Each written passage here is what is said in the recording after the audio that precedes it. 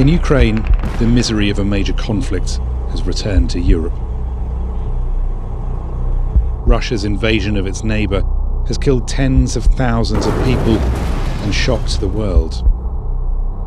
Families and civilians have been caught up in the bloodshed. With its trenches, tanks and artillery, it's the kind of fighting Europe thought it had left behind in the 20th century.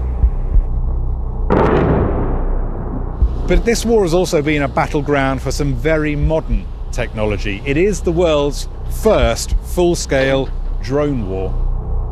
This film is about how drones are changing the way we fight today. But it's also about tomorrow and the coming age of AI, autonomous weapons, and the complicated ethical questions we may all have to face. For the first time, the US Army tested a new radio target plane fitted with remote control. Get ready for landing position. Whether you call them UAVs, RPVs, or drones, they're older than you think. Dial 999. I have this great quote published in the New York Times in 1946 that says, "Drones are not new." Ulrike Franke is a senior policy fellow at the European Council of Foreign Relations and an expert on how technologies affect warfare. But I usually say that kind of modern drones, the things we're looking at the moment, really came about at the turn of the millennium, which basically has to do with the fact that this is the moment where a lot of technologies develop. It was the era of America's so-called war on terror.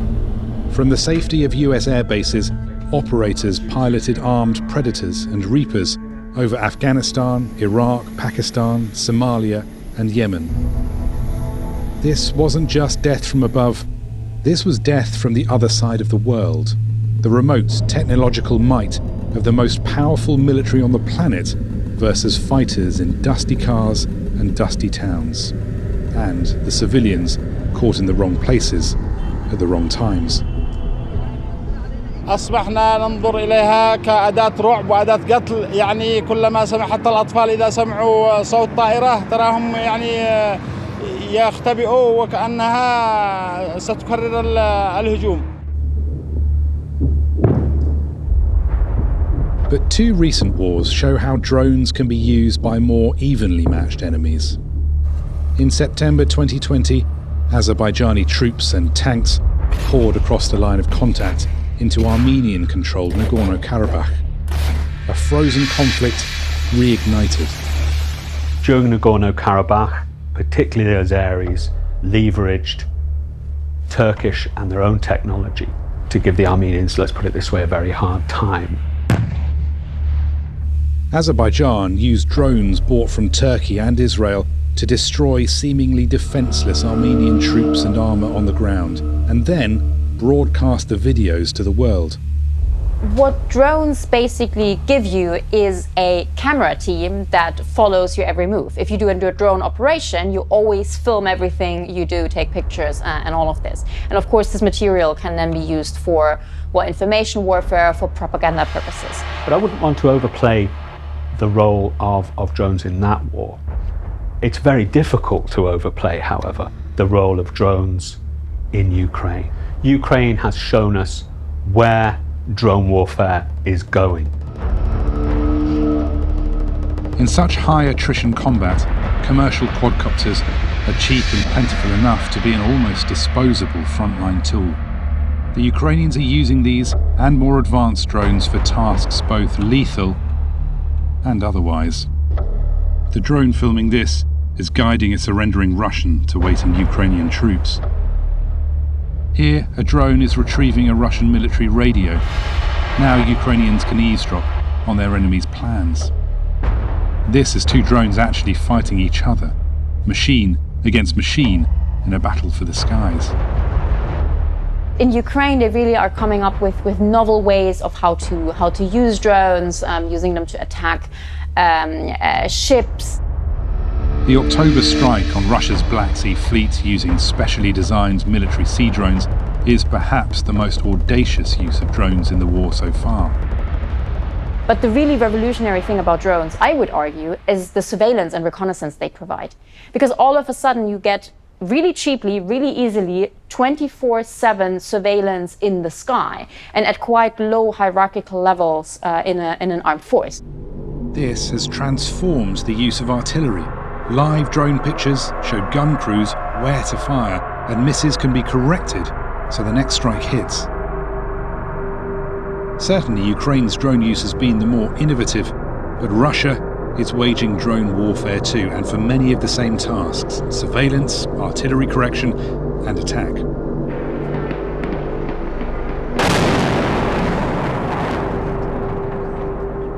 August 2022, a new menace appears in Ukraine's skies. These distinctive exploding drones are much cheaper than missiles, and waves of them can overwhelm a city's air defences.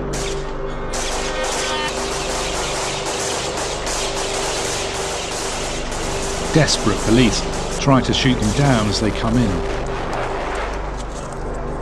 Russia launches them, but actually they're the Iranian Shahed 136 and its smaller version, the 131. We've been taken through pretty tight security to get here. This is in a building run by Ukraine's military intelligence. They want to show us these, the Iranian drones that have been hitting Ukraine's cities. I'm getting rare access to recovered examples. Ukraine's military intelligence has been studying them carefully. So these are the Shaheds, right? Це шахід у нас 131, 131. This is 136. 136. So this is the one that's been hitting cities. Да, цей безпілотник нам саме більше наносить ударів, тому що Росія його саме чаще застосовує, тому що в нього бойова частина складає 50 кг. And it's what's inside these drones that's particularly surprising. The guts are almost entirely commercial electronics from around the world. CRP-антенна, антенна канадського виробництва фірми Talisman. So this is Canadian, right? Так, це Канада. So that's interesting because it shows that despite being under sanctions, Iran is still managing to get hold of components like this. According to the intelligence officer, the only Iranian thing they discovered inside was the engine.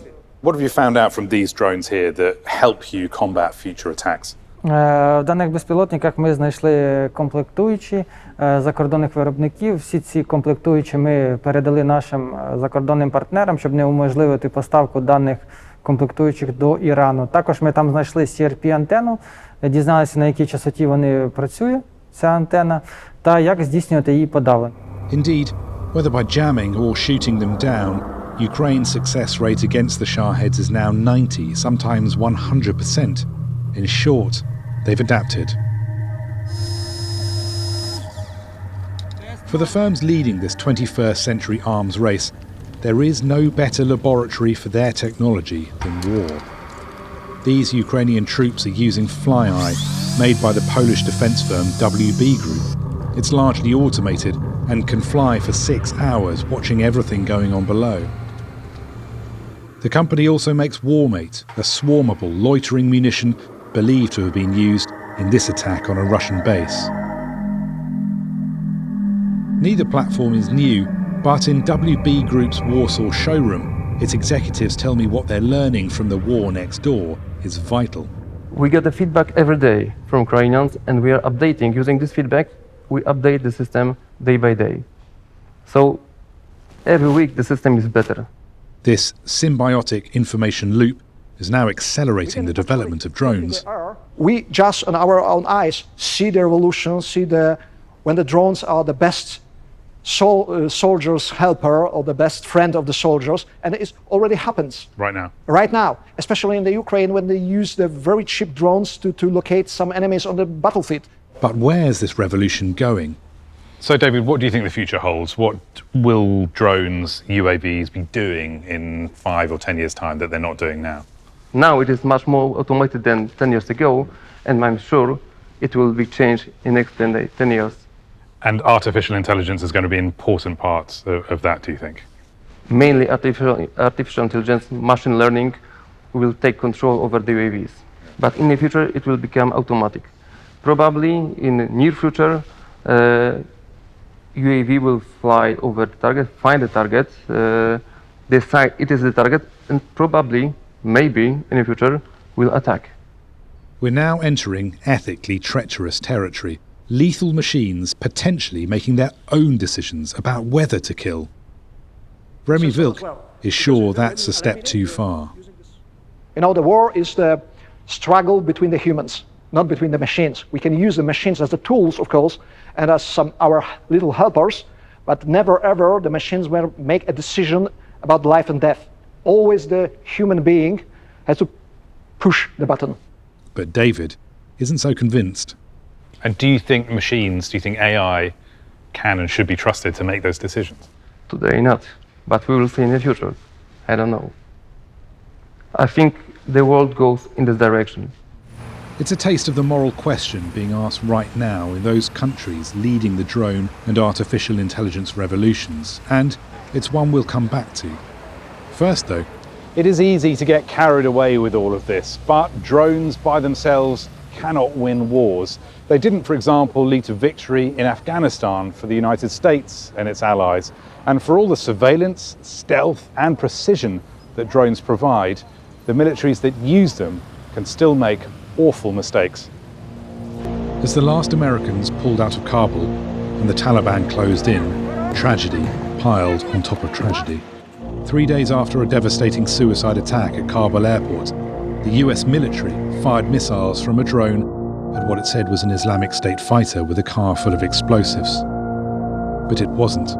It was a civilian and his family. 10 people died, 7 of them children. If that intelligence system doesn't work properly, as it didn't in that case, and if the kill chain, as it's called, is polluted by poor information, then it doesn't matter what delivery system you have, you're going to get events like that. Why is it, do you think, that all of the technological superiority that the West had in Afghanistan, why did that technological superiority not translate to an ultimate victory? Because we had no strategic or political objective that anyone could identify. And we didn't appreciate or realise that our enemies wanted to win this more than we did, and were better equipped to do so in that they knew the ground, they knew the people, and they hated us. It's important to hold on to these points as the artificial intelligence dawn breaks. More than a battle of technologies, war is a battle of wills. A low-tech force can still defeat a better equipped and resourced enemy if it wants it more. And any high-tech weapon, AI included, is only as safe and precise as the information that feeds it. This is something campaigners against lethal AI are well aware of. This is Slaughterbots. Your kids probably have one of these, right? An arms control advocacy film Not quite. made in 2017. That skill is all AI. Inside here is 3 grams of shaped explosive.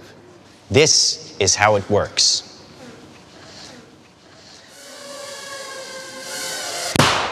Well, people don't. It imagines a near-future reality where, as the slick tech entrepreneur on stage puts it, let's watch the weapons make the decisions. But of course, in this trust fiction, letting weapons these make were decisions all goes bad horribly wrong. Sinister men release assassin drone swarms to kill political opponents and student activists. It's a dystopian warning about a possible tomorrow. But its imagined future is starting to look disconcertingly similar to the technology available in our real-life present day. Okay, Elizabeth, I'm going to show you this video. Tell me your response.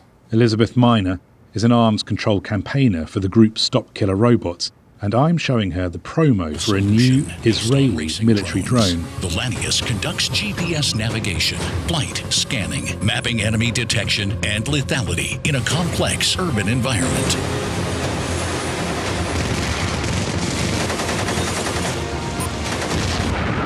Lanius and the Slaughterbots are jarringly similar.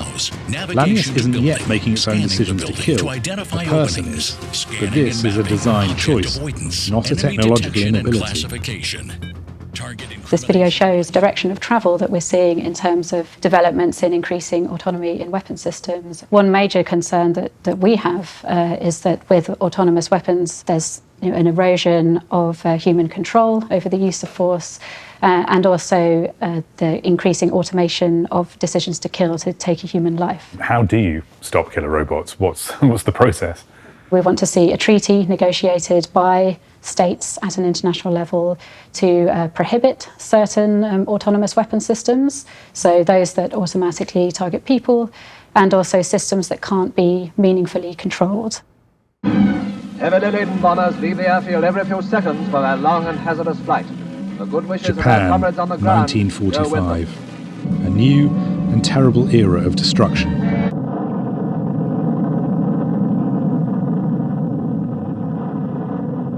As World War II drew to a close, the US dropped atomic bombs on Hiroshima and Nagasaki. The horror was so immense, they've never been used in war again. Nations have pledged together to keep them in check. It's a model campaigners want to repeat for autonomous weapons, only this time catching a destructive new technology before it proliferates. Many of the people involved in the nuclear program looked back on that and thought, rather than opening Pandora's box, we should just have kept it shut. And the advocates of a ban, so-called, on autonomous weapons, their claim is, and it's a very plausible one, which needs to be taken seriously, we are at the same moment in history with these systems. We need to keep the box closed. You can't put them back in, but if we don't open the box, we won't see these risks. Tom Simpson is an Oxford University philosopher who draws from his background in the British Marines to explore the moral complexities of force. We have a fear of being predated on. And I think what autonomous weapons raise that fear in a new way, that we would actually be creating kind of a new species that will predate on humans. So he can understand the fear, and he can see the arguments for constraining the technology. But does Tom believe them himself? As a philosopher, I don't know how powerful these systems are going to be. They may be underwhelming. They may also be extremely powerful. And if there's a situation where there's an adversary nation which possesses these systems and Britain has decided not to do so, I would view that as a dereliction of responsibility. I would view the government that made that decision as having failed in its duty to protect the British people. This is the conundrum that faces any government weighing the risks of developing military AI and autonomous weapons. Few people are more aware of this than Lieutenant General Jack Shanahan. As director of the Pentagon's Joint Artificial Intelligence Center, it was Jack's job to make sure the US military was taking AI seriously. Now retired, he can speak more freely. Is there anything about the coming age of AI, autonomous weapons, that keeps you up at night? The idea of weapons being released off of autonomous systems that do not have a human in the decision-making process anywhere. No commander I have ever known would be satisfied with an autonomous weapon system that was making life and death decisions without a human involved somewhere. What I'm concerned about, does every country do the same thing? If not, then we're in an AI race to the bottom. There are plenty of people who are scared of this killer robot future, and they want to put a brake on the development of AI. Do you sympathize at all with them? So I think what we're not going to see immediately is anybody to say, we just flat out ban these systems. We don't know enough about them. There's not enough support to be able to ban them. And I think we all are trying to understand what these capabilities will do over the next decade. Is the US talking to China, talking to Russia about this?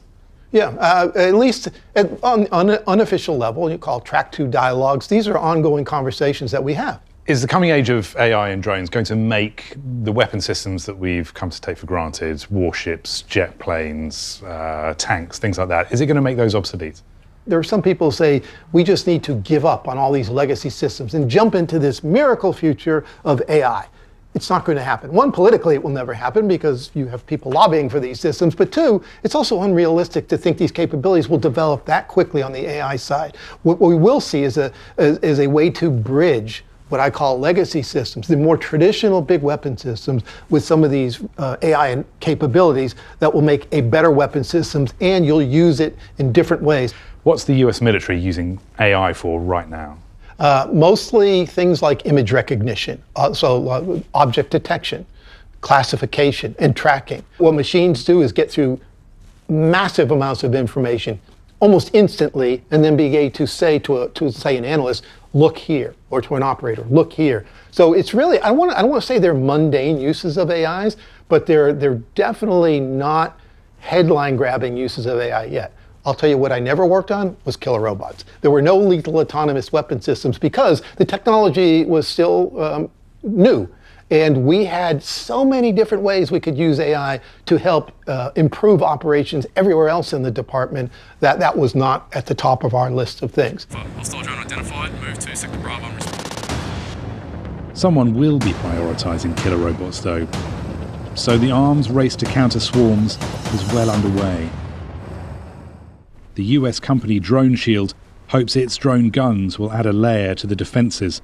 They can force down commercial drones being used to take on civilian or military targets. So, how simple is this to use? It's essentially a point-and-shoot device. Essentially what this does is it interferes with the communication link, the video end, as well as the navigation. Much like you and I are having a conversation here, we can hear each other speak. If someone were to introduce a concert speaker into the equation, we couldn't hear ourselves communicate. This device is acting as a concert speaker to interrupt the communication. The way CEO Matt McGran tells it, police and militaries are having to play catch-up. What are the threats coming down the line that you can see you having to respond to? We're seeing that start now. So more autonomous operations. Everyone talks about drone swarms. It doesn't have to be like you see in Hollywood, 50 drones flying across, but 10 could provide a challenge for certain systems today. What's most worrisome is that the technology for a large-scale attack exists today. The fact that we haven't seen it yet is fortunate. Sounds like you don't think the threat is being taken seriously enough yet. Not across all domains.